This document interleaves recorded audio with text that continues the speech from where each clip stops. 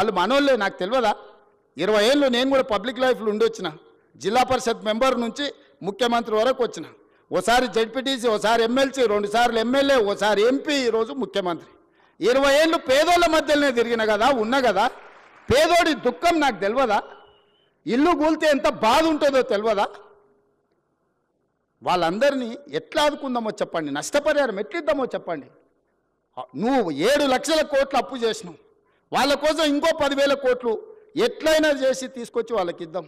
మీరు మింగింది ఆపితే చాలు వాళ్ళకి ఇవ్వడానికి. ఏందుంది అందులో?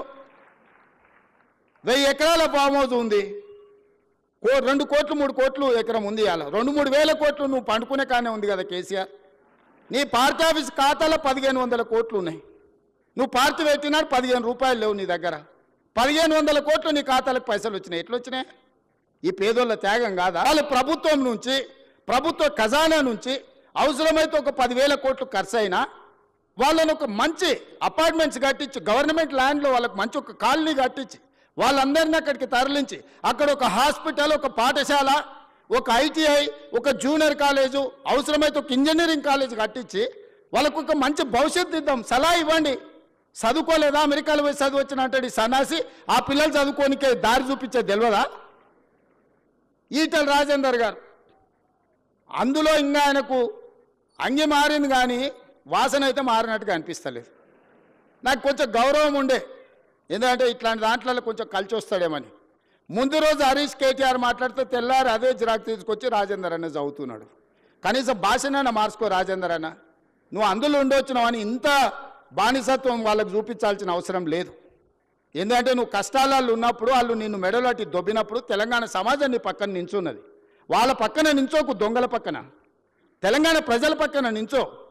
ఇవాళ నేను ఢిల్లీకి పోతున్నారా, రేపు మోడీ దగ్గరకు పోదాం. సబర్మతి రివర్ ఫ్రంట్లో 64,000 కుటుంబాలను బయటకు పంపించిండు ఆయన.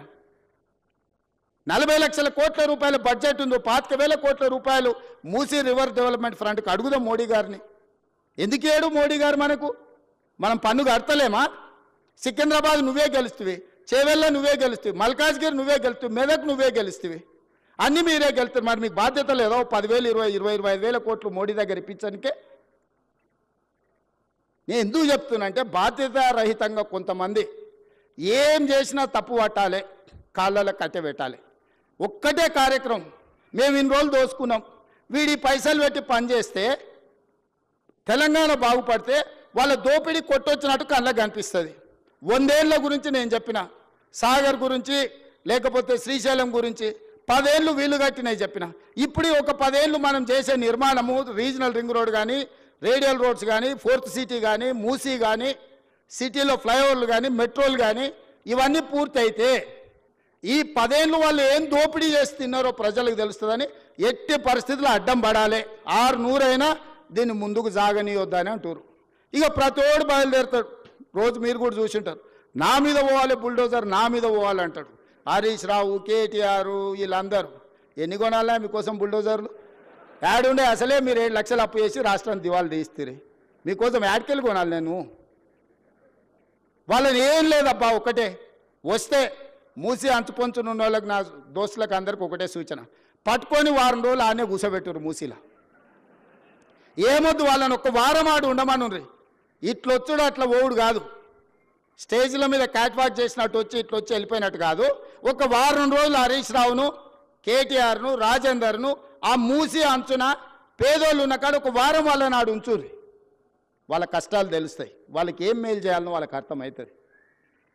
కాబట్టి ఇక్కడ వచ్చిన ఇంజనీర్లకు ముఖ్యంగా రేపు జిహెచ్ఎంసీలో కానీ ఇక్కడ సిటీలో సర్వీస్లో చేరబోయే వాళ్ళు మీ కర్తవ్యంగా పెట్టుకోండి. రేపు గొప్పగా మీ సర్వీస్లో మేము రీజనల్ రింగ్ రోడ్ వేయగలిగినాము, మేము రేడియల్ రోడ్ వేయగలిగినాము, మేము మూసి నిర్మించినాము, హైదరాబాద్ నగరంలో మెట్రోను మేము నిర్మించినామని చెప్పుకునే విధంగా గొప్పగా పనిచేయండి. ప్రభుత్వం మీకు అండగా నిలబడుతుంది. ప్రభుత్వం మీకు ఏం కావాలన్నా సహకరిస్తుంది. ఈ ప్రభుత్వం మనది. ఈ ప్రభుత్వం ఎవరితో కాదు, మనం ఎవరికో చేస్తలేం. ఈ ప్రభుత్వము, ఈ రాష్ట్రం మన కుటుంబం. మన కుటుంబం కోసం మనం పనిచేసుకుంటున్నాం. మీ అందరి సహకారం ఉండాలి. మళ్ళొక్కసారికి ఇక్కడికి వచ్చిన వాళ్లకు తెలంగాణ రాష్ట్ర ప్రజలందరూ కూడా దసరా శుభాకాంక్షలు తెలియజేస్తూ మీ అందరి దగ్గర సెలవు తీసుకుంటున్నాను.